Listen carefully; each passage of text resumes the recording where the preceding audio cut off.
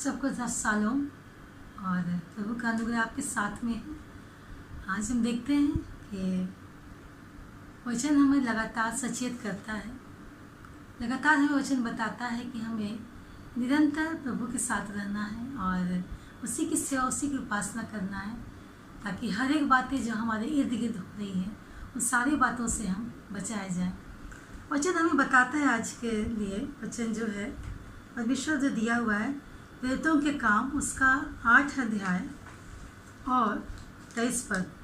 प्रेरितों के काम 8 अध्याय उसके 23 पद। इसमें वचन इस प्रकार कहता है, क्योंकि मैं देखता हूँ कि तू पीत की सी कड़वाहट और अधर्म के बंधन में पड़ा है। वचन बता रहा है कि तू पीत सी कड़वाहट और अधर्म के बंधन में बंधा पड़ा है। वचन स्पष्ट बता रहा है कि हमारे जीवन में जो कड़वाहट है उसके विषय में वचन हमें बता रहा है। कड़वाहट यानी हमारे जीवन को लोहे रूपी जंजीर के समान बांधा हुआ है। वो जंजीर जो जल्दी टूटता नहीं है, मजबूती से हमें पकड़े हुआ है।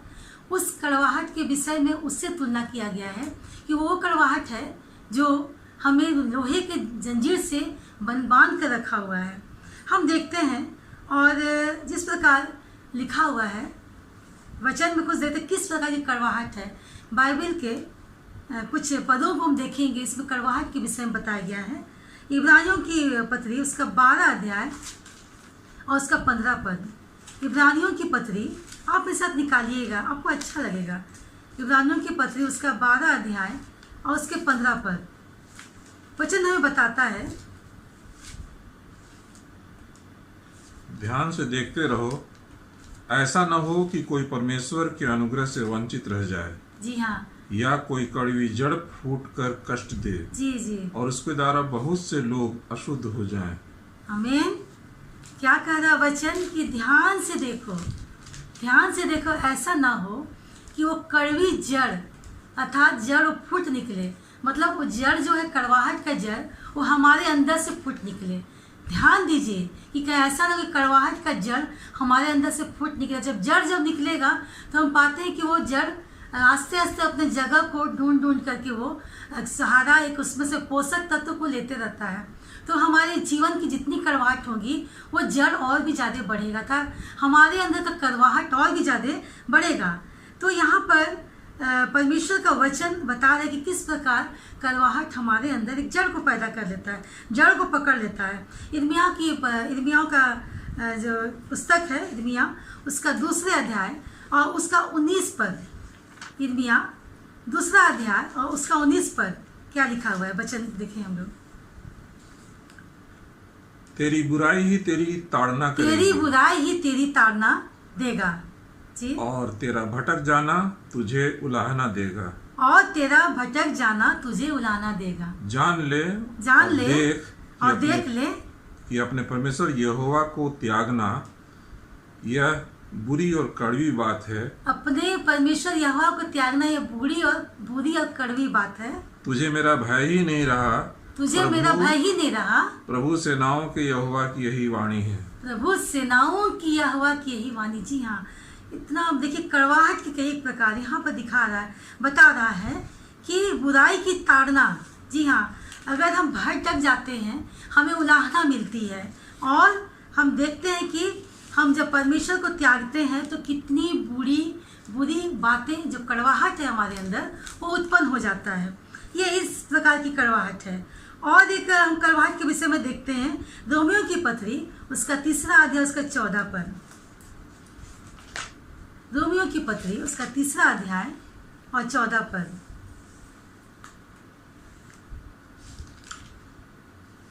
उनका मुंह श्राप और कड़वाहट से भरा है, उनका मुंह श्राप और कड़वाहट से भरा पड़ा है।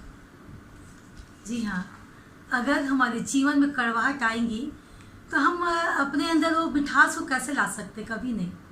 हम जो कुछ का स्वाद लेते हैं हम उसी स्वाद को हम महसूस करते, वही हमारे पूरा शरीर में हमारे पेट तक जाता है। तो ये कड़वाहट के विषय की बातें हैं। और हम देखेंगे एफिसियों की पत्री उसका 4 का 31 पद क्या बताता है। सब प्रकार की कड़वाहट सब प्रकार की कड़वाहट और प्रकोप और प्रकोप और क्रोध और क्रोध और कलह और कलह और निंदा और निंदा सब बैर भाव समेत तुमसे दूर हो जाए। सब बैर भाव सहित तुमसे दूर हो जाए। आमीन। परमेश्वर चाह रहा है कि जितने भी प्रकार की कड़वाहट है, उन्होंने बताया किस किस प्रकार की कड़वाहट है। वचन हमें स्पष्ट रूप से बता रहा है, हमारी कड़वाहट के विषय में बता रहा है कि किस प्रकार की कड़वाहट हमारे अंदर है। उस सारे कड़वाहट को प्रभु आज उससे हमारे जीवन से अलग करना चाहता है। प्रभु चाहता है कि जितनी प्रकार की कड़वाहटें हमारे जीवन में है, प्रभु उस सब को हमसे दूर करना चाहता है। जी हाँ, उस सारे कड़वाहट को आज हम प्रभु के सम्मुख रखें। हम प्रभु से बोले कि हमारे अंदर किन किन बातों की कड़वाहट है। जी हाँ, वचन हमें स्पष्ट रूप से बता रहा है कि हमारे अंदर जो कड़वाहट है वो बोल प्रकोप और क्रोध और कलह। जी हाँ, प्रकोप माने किसी प्रकार का भय, और क्रोध मतलब गुस्सा, और कलह मतलब लड़ाई का जो है, और निंदा सबसे बड़ी बात है कि हम दूसरे की निंदा करते हैं, और हमारा बैर भाव समेत हमसे दूर किए जाए। आज का वचन हमें बताए कि हर प्रकार की कड़वाहट जो हमारे जीवन में है वो सब कुछ प्रभु हमसे दूर करना चाहता है। भजन संहिता और उसके 16 अध्याय का 16 पद हमें बताता है। भजन संहिता उसके 116 और उसके 16 पद में वचन हमें क्या बताता है।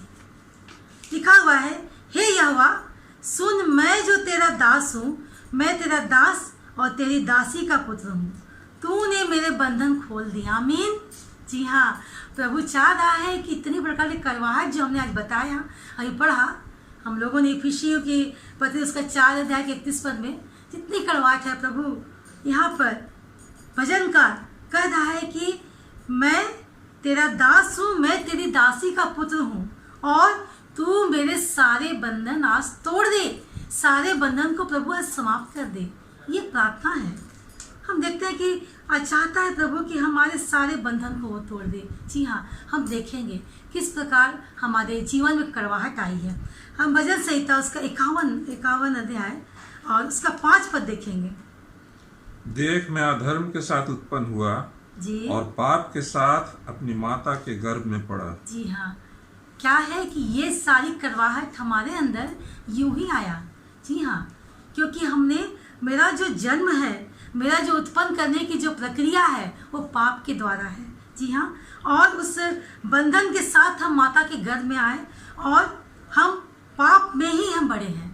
तो ये सारी कड़वाहट होना हमारे लिए कोई मतलब अद्भुत बात नहीं है, कोई ऐसी बात नहीं है। ये हमारे स्वभाव के, हमारे पैदा होने के साथ साथ ये सारी बातें हुई थी। पर भजनकार हमें बता रहा है कि किस प्रकार आज हम लोग प्रार्थना करते प्रभु से कि मैं तेरा दास हूँ, तेरे दासी का पुत्र हूँ, क्योंकि मैंने माता के गर्भ से जन्म लिया है, तो तू मेरे सारे अधर्म का छुटकारा कर दे। तो वो सारे अधर्म को आज हमसे तोड़ना चाहता है। रोमियो की पत्री उसका 8 अध्याय और उसका 9 पद हम पढ़ते हैं। रोमियो की पत्री उसका 8 अध्याय और उसके 9 पद में हमें क्या बताता है।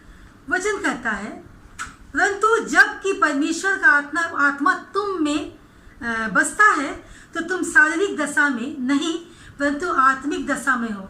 यदि किसी में मसीह का आत्मा नहीं तो वह उसका जन नहीं। आमीन। जी हाँ, परमेश्वर का आत्मा हमारे जीवन में वास करता है, सदैव से हमारे जीवन में वास करता है। परंतु अगर हम परमेश्वर की आत्मा हमारे अंदर नहीं है तो हम उसके दास नहीं हो सकते, उसके सेवक नहीं, उसके दास नहीं, उसके बच्चे नहीं हो सकते हैं।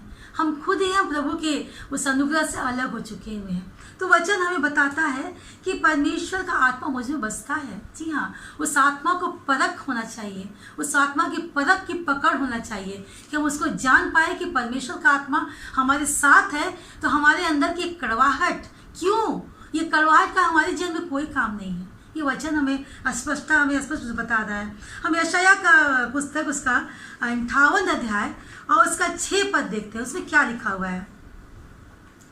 यशाया 58 और उसका 6 पद, जिस उपवास से मैं प्रसन्न होता हूँ, जिस उपवास से मैं प्रसन्न होता हूँ, वह क्या यह नहीं कि अन्याय से बनाए हुए दासों और अंधेर सहने वालों का जुआ तोड़कर उनको छुड़ा लेना, और अंधेर सहने वाले का जुआ तोड़कर उन्हें छुड़ा लेना, और उन जुओं को टुकड़े टुकड़े कर देना, और उन जुओं को टुकड़े टुकड़े कर देना। आमीन, हालेलुया।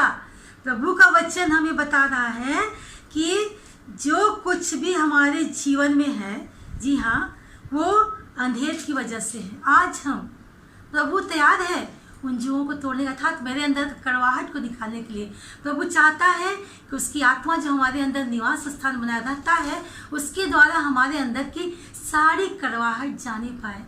और ये कड़वाहट को जाने के लिए हमें परमेश्वर की आत्मा को अपने अंदर में उसको निवास स्थान बनाना पड़ेगा, ताकि वो हमारे जो अर्थात हमारे अंदर की जितने भी दुख तकलीफ रोग बीमारी, जैसे अभी हम लोग जिस तरह से गुजर रहे हैं, हमारे अंदर एक भय का एक कड़वाहट है। हम अगल बगल की परिस्थितियों को देख के घबराते हैं, डरते हैं। ये सारे बंधन को प्रभु टुकड़े टुकड़े करके तोड़ने को तैयार है। जी हाँ, अद्भुत परमेश्वर की बातें हैं। नीति वचन और 5:22 देखेंगे। पिछले दिनों मैंने इस बात का चर्चा किया था। नीति वचन उसका 5वें अध्याय और उसका 22 पद। दुष्ट अपने ही अधर्म के कर्मों में फंसेगा और अपने ही पापों के बंधनों में बंधा रहेगा। अर्थात मैंने अभी कहा ना, कड़वाहट मतलब लोहे की जंजीर से बंधा पड़ा हुआ एक इंसान। जी हाँ, दुष्ट है अपने अधर्म की वजह से। अर्थात परमेश्वर हमें बुद्धि दिया है, हम उस बुद्धि का उपयोग करें। मुझे पता है ना कि मैं जिस मार्ग में जा रही हूँ, मार्ग के विषय में जानती हूँ, तभी मैं उस मार्ग में जा रही हूँ। और मैं जानबूझ करके मैं उस मार्ग में जाती हूँ तो मैं फंसती चले जाती हूँ। तो प्रभु कहता है कि जितने लोग उस अधर्म में जानबूझ करके पड़ते हैं, वो फंसते चले जाएंगे। अर्थात उनका जो बंधन है, वो लोहे का जो जंजीर है, कड़वाहट जो जंजीर, वो कभी उसके जीवन से नहीं हटेगा।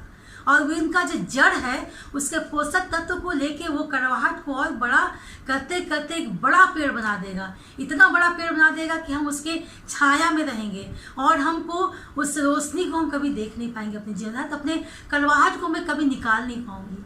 तो ये परमेश्वर का वचन है। हम यूहन्ना उसका 7 अध्याय का 18 पद देखते हैं। यूहन्ना रचित सुसमाचार और उसका 7वां अध्याय और उसका 18 पद वचन हमें क्या बताता है।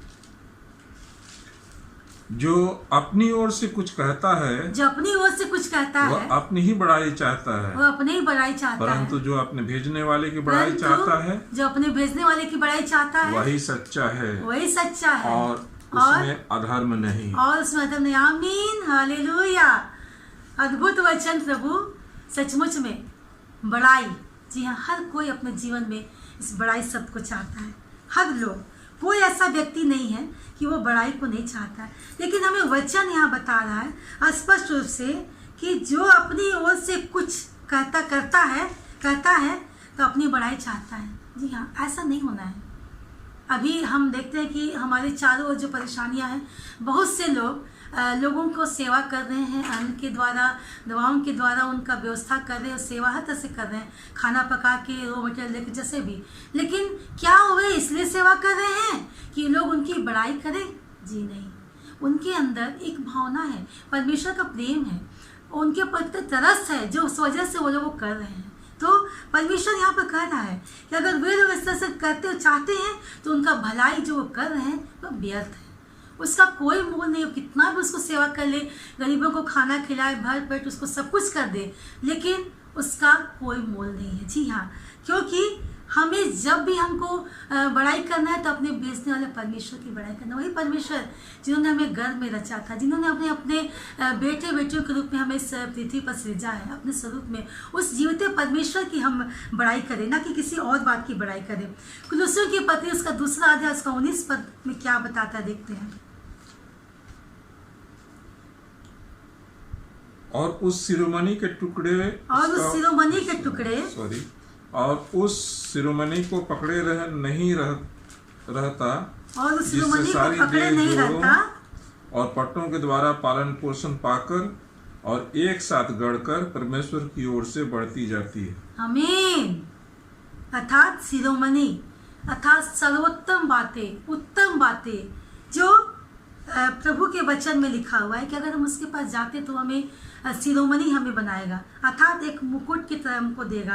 अगर हम प्रभु के उस सुंदर वचन को, अद्भुत तो शिरोमणि बातों को अगर हम अपने पट्टों के द्वारा हम पालन पोषण नहीं करते, अर्थात प्रभु का जो वचन है, जी हाँ, जो अद्भुत बातें प्रभु ने हमें सिखाया है, अगर उसका हम पालन पोषण नहीं करते, उसको हम एक तरह से बोले उसको हम नहीं खाद देते हैं, नहीं पानी देते हैं, तो ये सब कुछ जो परमेश्वर चाहता है कि हम उसमें से निकले, हम नहीं निकल पाते हैं। पर परमेश्वर आज चाहता है कि हम लोग उस कड़वाहट से हम लोग निकले और उस मिठास को, परमेश्वर के उस आशीष को, जो मधु के समान उत्तम बातें हैं, उसको अपने जीवन में हम करें। और जो जड़ जो कड़वाहट पकड़ रहा है, उस जड़ को अपने जड़ से उखाड़ के फेंक दे, ताकि हमारे अंदर वो कड़वाहट की बातें जाती रहे और हम अधर्म के बातों से हम छुटकारा मिले और हम प्रभु के साथ साथ हम एक मिठास भरे जीवन में चलने पाए, ताकि जो कुछ भी करें हम प्रभु के नाम से करने पाए।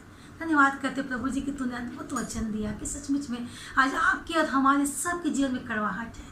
आज हम जांचें परखें कि वो कड़वाहट हमारे जीवन में क्यों है, हम उसको निकालें, क्योंकि परमेश्वर का आत्मा हमारे साथ रहता है, हमारे शरीर में बसता है।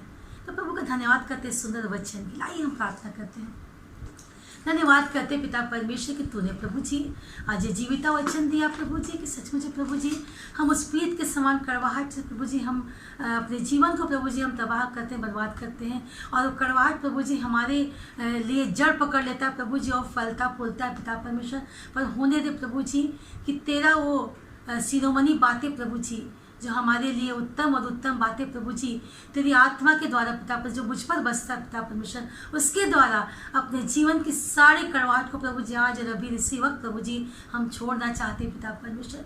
जितने लोग प्रभु जी आज इस हमारे साथ है प्रभु जी लाइव प्रसारण प्रभु जी, उनके जीवन की हर कड़वाहट को पिता परमेश्वर उनके जीवन से प्रभु जी हमेशा के सदैव के लिए निकाल दे पिता परमेश्वर, ताकि प्रभु जी तेरे लिए प्रभु जी वो बड़ाई के पात्र होने पाए, तेरी महिमा का पात्र बने पाए पिता परमेश्वर। और प्रभु जी तूने शिरोमणि बना के खड़ा कर पिता परमेश्वर। हाँ प्रभु जी हर एक की दुख तकलीफ को तू दूर कर दे पिता परमेश्वर। सारे जो हमारे अंदर जो निंदा, जो बैर भावना, प्रभु जी अधर्म की बातें, लोगों की निंदा करना, लोगों से क्रोध करना, नाना प्रकार की बुराइयां प्रभु सब कुछ कड़वाहट के रूप में हमारे अंदर समाता है प्रभु जी। सबको आज प्रभु जी हम इसी वक्त उससे मांगते प्रभु जी कि तू सारे कड़वाहट को हमारे जीवन से निकाल दे प्रभु जी, और पूरी तरह से प्रभु जी हमारे जीवन को स्वस्थ कर दे पिता परमेश्वर। धन्यवाद करते प्रभु जी जितने लोग देख रहे हैं प्रभु जी सबको तो आशीष से भर दे प्रभु जी, उनके जीवन को प्रभु जी तो अपने अनुसार बना जैसा तू चाहता है पिता परमेश्वर। और हर एक आवश्यकता को तो पूरा कर प्रभु जी, ताकि वे सुखमय जीवन जीने पाए प्रभु जी और अपने कड़वाहट को निकाल सके पिता परमेश्वर। उनके अंदर अपना प्रेम को डाल प्रभु जी, अपने उस सामर्थ को, अपने पवित्र आत्मा का अगुवाई दे प्रभु जी, एक एक के जीवन को तो अपने लिए योग ठहरा। धन्यवाद करते प्रभु जी कि तूने हमारी प्रार्थना को सुना। प्रार्थना प्रभु के नाम से, आमीन।